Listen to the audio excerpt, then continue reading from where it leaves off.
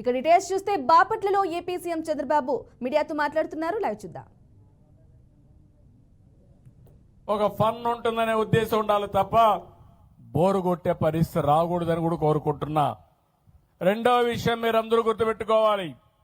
చిన్నప్పుడు ఎవరైతే బాగా ఆడతారో ఏ గేమ్ అయినా కానీ, అది ఖోఖో కావచ్చు, వాలీబాల్ కావచ్చు, లేకుంటే బ్యాడ్మింటన్ కావచ్చు, ఏ గేమ్ అయినా, కబడ్డీ కావచ్చు, ఏదైనా కానీ ఆడితే మానసిక స్ట్రెస్ తగ్గుతుంది.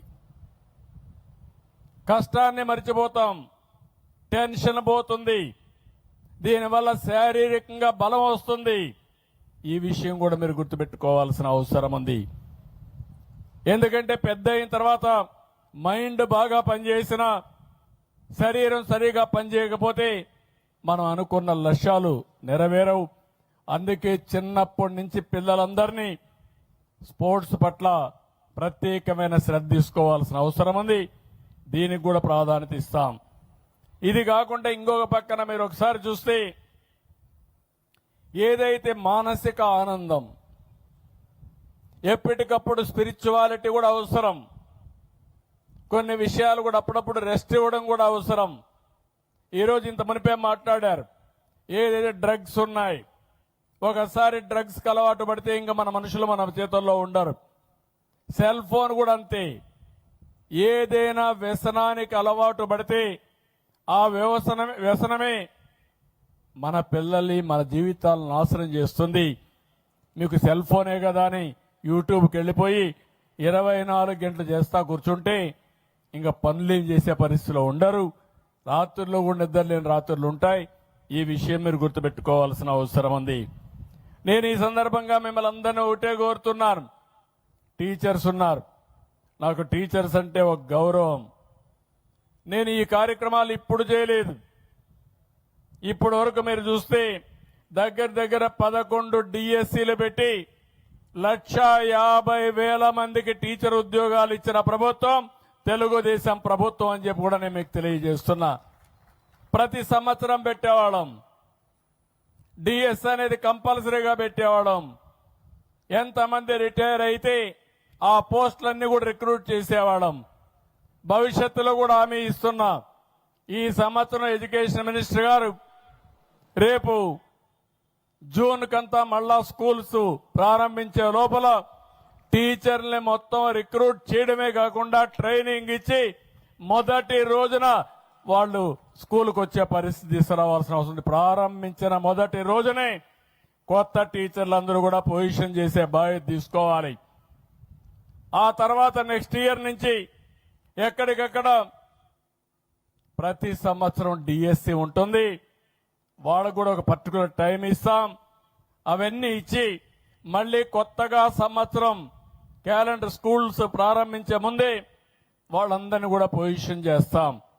ఎవరైనా మధ్యలో రిటైర్ అయినా అలాంటివి కూడా ప్రైవేట్ టీచర్లు తీసుకొని ఏ క్లాసులో కూడా టీచర్ లేడనకుండా టీచర్ని పెట్టే బాధ్యత కూడా తీసుకోవాల్సిన అవసరం ఉంది. అది కూడా తీసుకుంటారని చెప్పి కూడా నేను మీకు తెలియజేస్తున్నా. నేను ఉమ్మడి రాష్ట్రంలో మీరు చూస్తే ఎన్నో సంస్కరణలు తీసుకొచ్చాం. ప్రతి కిలోమీటర్కి ఒక ఎలిమెంటరీ స్కూల్ పెట్టాం. 3 కిలోమీటర్లకి ఒక అప్పర్ ప్రైమరీ స్కూల్ పెట్టాం. 5 కిలోమీటర్లకు ఒక హై స్కూల్ పెట్టాం. మండలంలో జూనియర్ కాలేజీ పెట్టాం. రెవెన్యూ డివిజన్లో ఇంజనీరింగ్ కాలేజీ పెట్టాం. జిల్లాలో మెడికల్ కాలేజీ పెట్టాం. ఈ విధంగా మీరు చూస్తే విద్యకు ప్రాధాన్యత ఇచ్చాం. ఈరోజు ఇంజనీర్లు వచ్చారంటే కొన్ని వేల వందల స్కూల్ కాలేజీలు పెట్టాం. డాక్టర్లు వచ్చారంటే 10ల సంఖ్యలో మెడికల్ కాలేజీలు తీసుకొచ్చాం. దానివల్ల మన వాళ్ళు డాక్టర్లు అయ్యారు, ఇంజనీర్లు అయ్యారు, బ్రహ్మాండంగా చదువుకొని ముందుకు పోయే పరిస్థితికి వచ్చారు. ఇంకో పక్క గురుకుల పాఠశాలలు తీసుకొచ్చాం. పేద పిల్లలకు రెసిడెన్షియల్ స్కూల్స్ తీసుకొచ్చాం. ఇంకో పక్క ఆడబిడ్డలకి ఫస్ట్ టైం మీరు ఒకసారి చూస్తే గర్ల్ చైల్డ్ ఇన్సూరెన్స్ స్కీమ్ తీసుకొచ్చి 5,000 రూపాయలు బ్యాంకులో డిపాజిట్ చేసి వాళ్ళ చదువుకు జీవితంలో సెటిల్ కావడానికి ఆ రోజు డబ్బులు ఇచ్చాం. ఇంకో పక్కన ఆడబిడ్డలకు పెళ్లిళ్లకు కూడా ఆర్థిక సహాయం చేసిన ప్రభుత్వం తెలుగుదేశం ప్రభుత్వం అని చెప్పి కూడా నేను మీకు తెలియజేస్తున్నా. ఉద్యోగాల్లో కాలేజీల్లో మీరు చూస్తే 33% రిజర్వేషన్లు తెచ్చాం. ఈరోజు టీచర్లకైతే 50% అంతా కూడా మొత్తం టీచర్లు అమ్మాయిలే ఉండే పరిస్థితి తీసుకొచ్చాం.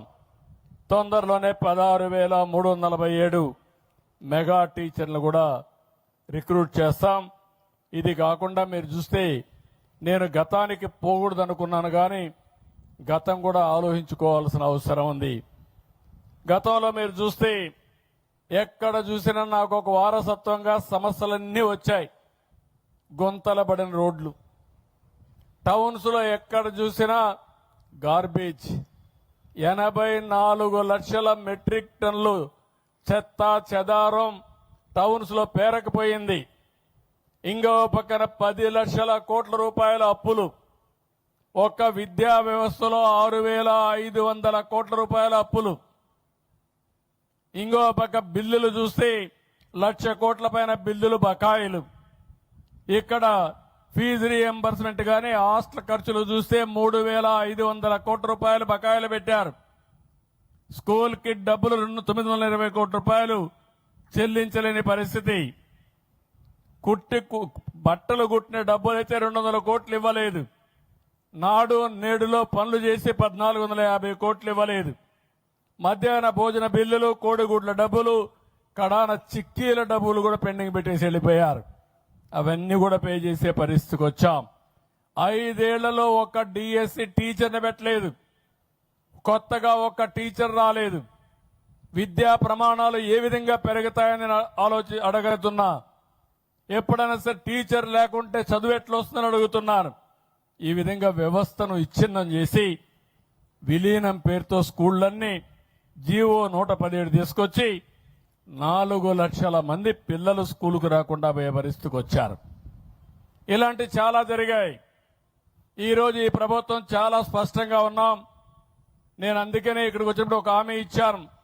ఆ హామీ మీరు చూస్తే రాబోయే సంవత్సరం మళ్లీ స్కూలు ప్రారంభించే సమయానికి బిల్డింగ్స్ అన్ని కూడా పూర్తి చేసి ఈ స్కూల్లో ఏ రేటింగ్ వచ్చేట్టుగా అన్ని పారామీటర్స్ ముందు తీసుకుపోతాం.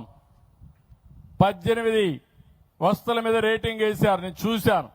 చాలా బాగా చేశారు. ఆ 18 కూడా చూస్తే చాలా మంచి ఎక్సర్సైజ్ చేశారు. దానికి కూడా నేను మనస్ఫూర్తిగా అభినందిస్తున్నా. బ్రహ్మాండమైనటువంటి ఎక్సర్సైజ్ చేశారు. ఆ ఎక్సర్సైజ్ లో మీరు చూస్తే ఇక్కడ దగ్గర క్లాస్ రూమ్స్ ఒకటి, boundary wall, electricity, toilet facilities, drinking water, library, play ground, dustbins, furniture, science laboratory, internet, ICT tools, ICT computer labs, digital library, kitchen shed, అదే మరి vocational laboratory, kitchen gardens, CWSN friendly toilets అన్ని కలిపి 18 items కింద ఒక్కొక్క దానికి 5 మార్కులు వేశారు weightage కింద. కానీ ఈ స్కూల్కి చూస్తే ఇంకా మొత్తం 43% వచ్చింది. దీనికి రావాల్సింది 90 రావాలి. అంటే ఆవరేజ్ లో ఉన్నారు ఈ స్కూలు. కాబట్టి దీన్ని రివర్స్ చేసే బాధ్యత తెలుగుదేశం పార్టీ తీసుకుంటాం. రాబోయే సంవత్సరం ఇక్కడ స్కూల్కి వస్తానే మీకు పెను మార్పులు కనపడస్తాయి. ఇది కాకుండా ఇంకొక పక్కన అవుట్కమ్ ఇండికేటర్స్ బాగా తయారు చేశారు. ఇది కూడా మీరు చూస్తే ఎక్కడికక్కడ తీసుకొచ్చారు. ఇంకొక పక్కన పిల్లల ఆరోగ్య విషయంలో మెడికల్ చెకప్ కూడా ప్రాధాన్యత ఇచ్చాం. అవి కూడా తయారు చేశారు. దాన్ని కూడా ఎగ్జామిన్ చేస్తాం. ఏ కారణాల వల్ల పిల్లలు అనారోగ్యం అవుతున్నారో అవి కూడా చూసుకొని, అంటే వాళ్ళకి ఇచ్చే ఫుడ్ వల్ల ఇంప్రూవ్ చేయగలిగితే ఫుడ్ వల్ల ఇంప్రూవ్ చేయడం, మెడిసిన్స్ ఇవ్వాలంటే మెడిసిన్స్ ఇచ్చి అన్ని విధాల ముందుకు తీసుకుపోతామని చెప్పి కూడా నేను మీకు తెలియజేస్తున్నా.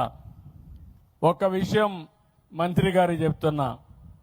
ఈ విషయంలో మీరు చూసినప్పుడు ఒక R&B రోడ్డు ఉంటుంది. గుంతలు పూడిస్తే చూడంగానే బ్రహ్మాండంగా పని అయిపోయిందని మీరు అభినందిస్తారు.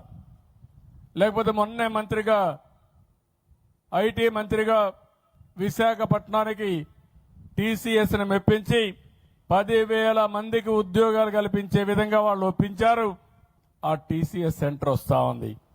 అది వచ్చినప్పుడు అది మనకు విజిబుల్ గా ఒక సంవత్సరంలో కనపడొస్తుంది.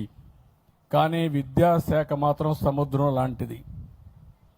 ఈ రోజు వేసిన ఫౌండేషన్ గాని ఈ రోజు చేసిన పని ఈ రోజే ఫలితాలు రావు. ఇది పెను మార్పులకు దారి తీస్తుంది. నేను ఆ రోజు ఐటీకి ప్రాధాన్యత ఇచ్చాను. ఐటీకి ప్రాధాన్యత ఇచ్చి కాలేజీలు పెడితే ఈరోజు అమెరికా లాంటి దేశంలో, ప్రపంచంలో అగ్ర దేశాల్లో ఎక్కువ ఆదాయం సంపాదించేవాడు ఎవడున్నాడంటే దానికి చిరునామాగా తెలుగు వాళ్ళు ఉన్నారంటే అది ఆ రోజు వేసిన ఫౌండేషన్. అది అలాంటి ఈ రోజు మీరు చూస్తే భవిష్యత్తులో ఎక్కడ చూసినా నాలెడ్జ్ ఎకానమీ. నాలెడ్జ్ ఎకానమీకి కావాల్సింది చదువు ముఖ్యం. టెక్నాలజీ వస్తా ఉంది. నేను ఈ విషయం మిమ్మల్ని అందరినీ ఒకటే కోరుతున్నా. టెక్నాలజీ అనేది మన జీవితాల్లో భాగస్వామ్యం అవుతుంది. ప్రాపర్గా టెక్నాలజీ ఉపయోగించుకుంటే శారీరక కష్టపడాల్సిన పని లేదు. ఆర్థిక ఇబ్బందులకు లోనవ్వాల్సిన అవసరం ఉండదు. ఈరోజు మొత్తం నాలెడ్జ్ ఎకానమీలో మీరు చూస్తా ఉంటే వ్యవసాయంలో కానీ ఇండస్ట్రీ కానీ 1-2 కాదు పెను మార్పులు వస్తున్నాయి. అవి ఏం చేయాలో అందిపుచ్చుకుంటాం. ఇంకో పక్కన మీరు చూస్తే రెండో విషయం కూడా గుర్తుపెట్టుకోవాలి. ఇవన్నీ ఒక విషయం అయితే జనాభా పెరుగుదల కూడా. నేను ఎప్పుడు ఎక్కడ పోయినా ఈ విషయం మాట్లాడుతున్నా. ఈరోజు మీరు చూసినప్పుడు ప్రతి ఆడబిడ్డ జీవితంలో 2కి జన్మనివ్వాలి. 2కి జన్మనిస్తే జనాభా కంటిన్యూ అవుతుంది. 2 కంటే ఎక్కువగా జన్మనిస్తే కొంచెం ఎక్కువ జనాభా ఉంటుంది. 2 కంటే తక్కువ ఉంటే జనాభా తగ్గిపోతుంది. ఈరోజు మనం చూస్తే ఓసారి మన దేశంలో కూడా ఇప్పుడైతే బాగా ఉంది. ఇది 2047-40 వరకు ఉంటుంది. ఆ తర్వాత జనాభా తగ్గిపోతారు. బాగా అందరూ ముసలి వాళ్ళు ఉంటారు. పిల్లలు లేని పరిస్థితి వస్తుంది. ఈరోజు జపాన్లో పిల్లలు లేరు. జపాన్లో మెషిన్స్ ఉన్నాయి. కానీ ఆ మెషిన్స్తో ఆడుకోలేం. ఆ విషయం కూడా చెప్పిన పని చేస్తాయి కానీ మనుషులు మాత్రం కాదు. ఈ విషయం మనం గుర్తుపెట్టుకోవాల్సిన అవసరం. చాలా దేశాలు, చైనా, జపాన్, కొరియా, యూరోప్ అన్ని దేశాల్లో కూడా జనాభా సమస్య వస్తూ ఉంది. ఇండియా కూడా మీరు చూస్తే ఇప్పుడు 1.91కు వచ్చేసాం. ఇది రాను రాను తగ్గుతుంది. మనమైతే 1.7లో ఉన్నాం. ఆంధ్ర రాష్ట్రం మీ బాపట్ల ఇంకా చాలా ముందుంది. 1.45కు వచ్చేశారు. అంటే 2 ఉండాల్సింది 1.4 కంటే 4.5 అంటే జనాభా తగ్గిపోతా ఉంది.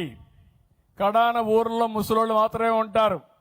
ఆ తర్వాత ముసలోళ్ళు కూడా ఉండరు. వాళ్ళు చనిపోయిన తర్వాత మీ ఊరు పేరు కూడా ఉండదు. గుర్తుపెట్టుకోండి.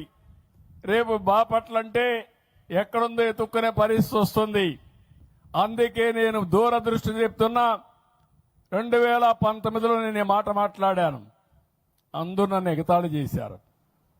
నేనే పాపులేషన్ కంట్రోల్ చేశాను. మీకు జ్ఞాపకం సమైక్య ఆంధ్రప్రదేశ్లో కూర్చొని పెట్టి తల్లిదండ్రులు 3 బిడ్డలుండే తల్లిని తండ్రిని, 1 బిడ్డ ఉండే తల్లి తండ్రిని పెట్టి కంపేర్ చేశాను. దాంతో మీరందరూ బాగుందని ఫ్యామిలీ ప్లానింగ్ ఆపరేషన్లు చేసుకుని జనాభాని కంట్రోల్ చేసేశారు. ఇప్పుడు ఆ కంట్రోల్ ఎంతవరకు పోయిందంటే జనాభా లేని పరిస్థితికి వస్తా ఉంది. చదువుకున్న వాళ్ళు పిల్లలు కనడం లేదు, వద్దనుకుంటున్నారు. Double income